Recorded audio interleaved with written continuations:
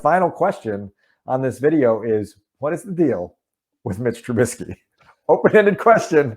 Go for it. Seinfeld-esque. What's the deal with Mitch Trubisky? What's the deal with Mitchell Trubisky? First of all, people are all over the board with Mitch and Mitchell. What is happening? I think it's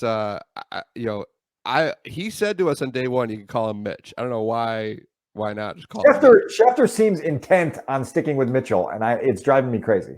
I have some theories on why he does that, but that could be for another podcast. What are the ESPN 1000 guys? They have where they just go off kilter and their special expletive podcast. Yeah, you should have one of those, and we can get into that. This is always unfiltered. You can say whatever you want here. That's true.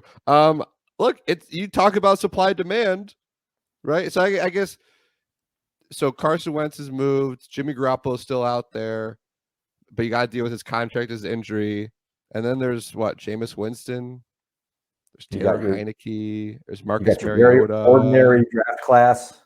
I think that the best thing that happened for Mitch Trubisky was he threw 8 passes last year. 6 completions, right? Yeah, and I just think that people, it goes back to that ego thing, right? People are convincing themselves, because there are GMs around the league who had Mitch Trubisky with a first-round grade in 2017. And those GMs are convincing themselves that what happened here was all Matt Nagy's fault. It was all Ryan Pace's fault. And they can make Mitch Trubisky into what the Bears thought they had in Mitch Trubisky. So I think you have an ego thing. You have so many teams that need quarterbacks and not enough quarterbacks. You got a terrible draft class of quarterbacks. All due respect to Kenny Pickett and Malik Willis, but there's just is. Justin Fields will be the number 1 overall pick in this draft. Yes. Without a doubt. So I think those things are working in Mitch Trubisky's favor. And he's got a lot of people who are going to say nice things about him publicly, whether it's the team he used to play for in Buffalo or, very high profile members of the media. And it's working out well for him. Look, you and I both covered Mitch for 4 years. The guy is like the consummate professional. He's a great leader. Teammates love the guy. And so, in a weird way, that stuff plays in his favor when there's this little unknown because when I say unknown, because you have these coaches and coordinators and GMs convincing themselves of what he can be. I mean, look, you could make the playoffs with Mitch Trubisky, right? And done twice. I just don't know if Mitch Trubisky's not the reason you're making the playoffs. Listen, I went on Twitter on Thursday responding to a blurb that Tom Pelissero wrote on NFL.com saying that in years 2 through 4, that Trubisky compared favorably to Peyton Manning, Ben Roethlisberger, and Phillip Rivers. And I spit out my Cheerios and was like, what are we doing if we're putting on an infomercial for Mitch Trubisky that likens him to 2 certain Hall of Famers and another guy who's going to be in the conversation for many years to come, and throws out the idea that, oh, by the way, we don't have 52 starts worth of evidence of Mitch to draw from. Kev, look, I get this reputation as being a Trubisky hater, and I'm not a Trubisky hater. I love the way, all those things you talked about, the way he goes about his business, the way he's driven, the way he's a team-first guy and could have left here burning bridges left and right, and yet at the tail end of his time in Chicago actually helped to save the jobs of the general manager who drafted him and the head coach who obviously did not take him to the levels that he should have gone to. The other good thing that happened for Mitch Trubisky after his Bears contract expired was that Nick Foles came out in that odd summer press conference and basically said, this offense is a joke. Andy Dalton struggled. Justin Fields struggled. Allen Robinson's numbers fell off. The Bears stayed in the bottom tier of the NFL in terms of offense performance. And everybody says it's all Matt Nagy's fault. I was always of the belief that that's a big pie chart. Mitch, Matt, you can break that up. It was never 100-0 on either side. You got to figure out what that looks like going forward. But the one thing I always tell people, a couple things. Number one, a very, very, very, very respected talent evaluator in Indianapolis at the Combine said, go back and watch Trubisky's final start with the Bears, right? Playoff game in New Orleans. Takes them to their final play of a lopsided loss to get in the end zone. And by the way, that final drive was really sort of a painful dink and dunk march down the field, down 3 scores in a playoff game on the last, drive of your time in Chicago. Go rogue, chuck one deep, try to make something happen.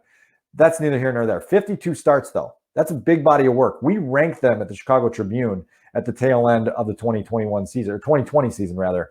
You get to like number 9, Kev, and you're already in forgettable territory, right? That's not a good place to be for a quarterback drafted in the top 5, where it's like, what were the signature wins and moments? You got Tampa, right? in 2018, you've got a couple games in Detroit where he made big plays late. You've got the Dallas game on Thursday Night Football, which was supposed to be the revival of Mitch in 2019. It didn't turn out to be. There's not signature moments. There were so many more big plays missed than big plays made. And I hope that whatever team overpays for Mitch understands that they have access to that video. Simple subscription to NFL Game Pass. Watch all 52 of them. You'll come away with similar impressions of what the Mitch Trubisky experience was. I also think that the media has hyped Mitch as being this splash signing. He's going to get paid in free agency, but it's also going to be a short-term prove-it type deal that we talked about, where somebody's going to say, okay, you're going to get an opportunity to start. Let's see what you got to do. But nobody's going to invest with a high amount of guaranteed money and like 4 or 5 years for Mitch. Yeah. There's a difference between Mitch Trubisky being the talk of the combine and getting ready to get paid, and Mitch Trubisky being talk of the combine and getting ready to be paid because he's a great quarterback. Like, it's just, there's circumstances that are working out in his favor. And I hope the team he goes to runs a lot of boot action and gets him outside the pocket and has a good offensive line and has a running game and has a defense. Like, again, you can win with Mitch Trubisky. And I think the right offense can get there. And maybe there are little things that he's improved upon. I just, like, during that time in Buffalo, I don't know, but just like the number of quarterbacks who can go through what he went through for those first 4 seasons, then suddenly turn out to be who, maybe some people think he still can be. It's very, very, very, very, very, very rare. Hope for the best for Mitch Trubisky, but it's just, I think it's awesome for him. Props to him for being in this situation. But I'm very interested to see what a team does with him, because, like, again, what the Bears tried to do with him did not work. And so, but then again, when things were open, he didn't hit the guys either. It just was, there was a lot more nuance to things that went wrong here. But yeah, I don't know what, Seattle?